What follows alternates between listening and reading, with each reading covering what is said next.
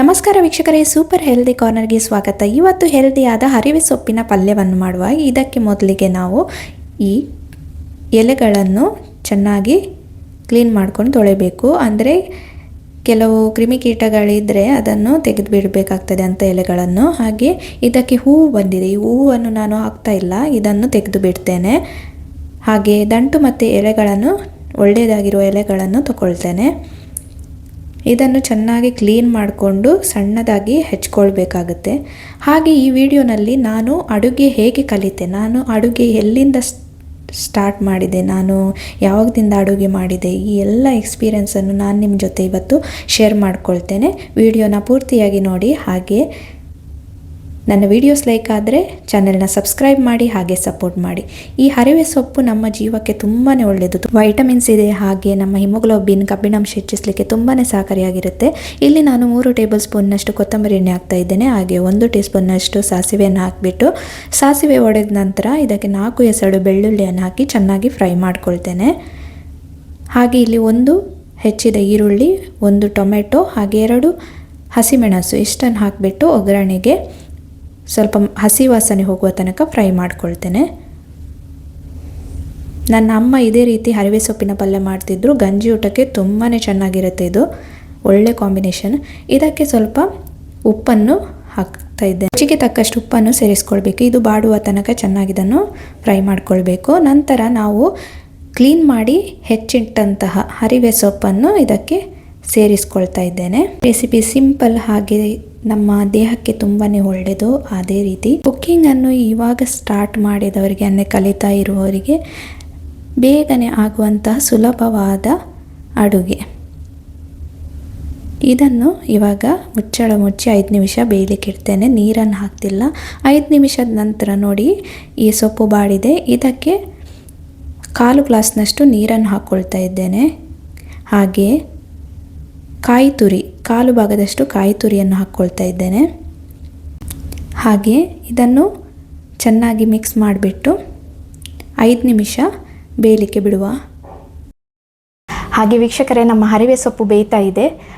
ನನ್ನ cooking journey ಹೇಗೆ start ಆಯ್ತು ಅಂತ ಹೇಳ್ತೇನೆ ನಿಮಗೆ. ಏನಾಯ್ತಂದರೆ, ನಾವು ಊರಲ್ಲಿರುವಾಗ ಸ್ಪೆಷಲಿ ಅಮ್ಮ ಎಲ್ಲ ಅಡುಗೆ ಮಾಡಿ ಇಡ್ತಾಯಿದ್ರು.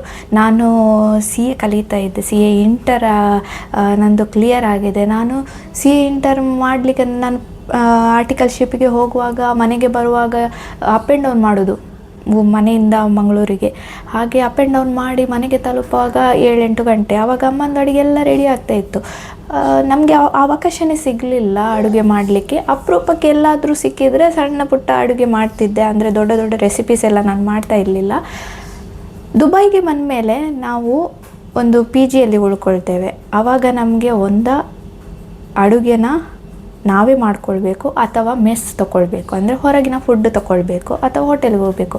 ಇಲ್ಲಿ ಸಿಗುವ ಸಂಬಳದಲ್ಲಿ ನಾವು ಉಳಿತಾಯ ಮಾಡಬೇಕಂತ ಇಲ್ಲಿ ಬಂದಿರ್ತೇವೆ. ಹಾಗಾಗಿ ಹೋಟೆಲ್ಗೆಲ್ಲ ಹೋಗುವುದು ಅಂದರೆ ಹಣ ಅಷ್ಟು ಖರ್ಚು ಮಾಡಲಿಕ್ಕೆ ಇಷ್ಟ ಆಗಲ್ಲ, ಖರ್ಚು ಮಾಡಲಿಕ್ಕೂ ಇರಲ್ಲ. ಆವಾಗ ಏನಾಗುತ್ತೆ, ನಾನು ಒಂದಿನ ನನ್ನ ಫ್ರೆಂಡ್ ಒಬ್ಬರು ಇದ್ದರು, ನನ್ನ ರೂಮ್ಮೇಟ್ ಕೂಡ ಅವರ ಹತ್ರ ಹೇಳಿದೆ, ನಾನಿನ್ನು ಮೆಸ್ ತೊಗೊಳ್ಳಲ್ಲ, ಅಡುಗೆ ಮಾಡ್ತೇನೆ. ಅವ್ರು ಹೇಳಿದರು, ಆಯಿತು, ನೀವು ಅಡುಗೆ ಮಾಡಿದ್ರೆ ನಾನು ಕೂಡ ನಿಮ್ಮ ಜೊತೆ ಸೇರಿಕೊಳ್ತೇನೆ ಅಂತ.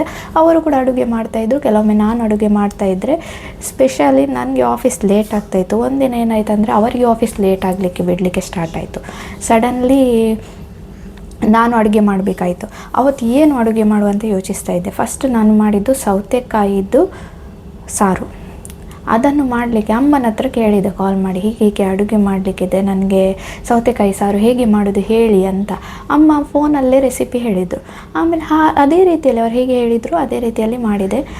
ನನ್ನ ಫ್ರೆಂಡ್ ಅದನ್ನು ತಿಂದು ಅವರಿಗೆ ತುಂಬಾ ಖುಷಿ ಆಯಿತು. ಅಂದರೆ ತುಂಬ ಚೆನ್ನಾಗಿ ಆಗಿದೆ ಅಂತ ಹೇಳಿದರು. ನನಗೂ ಸಹ ಖುಷಿ ಆಯಿತು. ಅಂದರೆ ನನಗೂ ಕೂಡ ಆ ಕಲೆ ಇದೆ ಅಂತ ಗೊತ್ತಾಯಿತು. ನನಗೆ ನೆಕ್ಸ್ಟ್ ಏನಾಯ್ತಂದರೆ, ಅದೇ ರೂಢಿಯಾಗಿ ನನಗೆ ಅದೊಂದು ಹಾಬಿ ಥರ ಆಗೋಯಿತು. ಅಂದರೆ ನನಗೆ ಯಾವುದೇ ಕೆಲಸ ಇರಲಿ ಅದನ್ನು ನಾನು ಡೆಡಿಕೇಟೆಡ್ ಆಗಿ ಮತ್ತು ಇಂಟ್ರೆಸ್ಟ್ ತೊಗೊಂಡು ಮಾಡ್ತೇನೆ. ಹಾಗಾಗಿ ಕುಕ್ಕಿಂಗ್ ಕೂಡ ಅಷ್ಟೇ, ನನಗೆ ಅದು ಇಂಟ್ರೆಸ್ಟ್ ಆಗಿ ಡೆವಲಪ್ ಆಯಿತು. ಹಾಗೆ ಬೇರೆ ಬೇರೆ ರೆಸಿಪೀಸ್ ಟ್ರೈ ಮಾಡಲಿಕ್ಕೆ ಸ್ಟಾರ್ಟ್ ಮಾಡಿದೆ.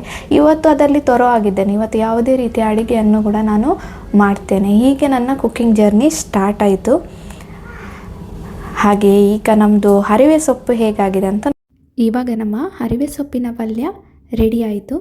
ಇದನ್ನು ಟೇಸ್ಟ್ ಮಾಡುವಂಥ ಸಮಯ. ನನಗಂತೂ ಗಂಜಿ ಊಟಕ್ಕೆ ಈ ಪಲ್ಯ ತುಂಬಾ ಇಷ್ಟ, ನಿಮಗೂ ಇಷ್ಟ ಅಂತ ಅಂದ್ಕೊಳ್ತೇನೆ. ಇಷ್ಟ ಆದರೆ ಕಮೆಂಟ್ ಮಾಡಿ ತಿಳಿಸಿ. ಹಾಗೆ ನನ್ನ ರೆಸಿಪೀಸ್ ಇಷ್ಟ ಆದರೆ ನಿಮ್ಮ ಫ್ರೆಂಡ್ಸ್ ಜೊತೆ ಫ್ಯಾಮಿಲೀಸ್ ಜೊತೆ ಎಲ್ಲ ಈ ವಿಡಿಯೋನ ಶೇರ್ ಮಾಡಿ. ಹಾಗೆ ನನ್ನ ಚಾನೆಲ್ನ ಸಬ್ಸ್ಕ್ರೈಬ್ ಮಾಡಿ, ಸಪೋರ್ಟ್ ಮಾಡಿ. ಇನ್ನಷ್ಟು ಒಳ್ಳೆಯ ರೆಸಿಪೀಸ್ಗಳನ್ನು ನಿಮ್ಮ ಮುಂದೆ ತರ್ತೇನೆ.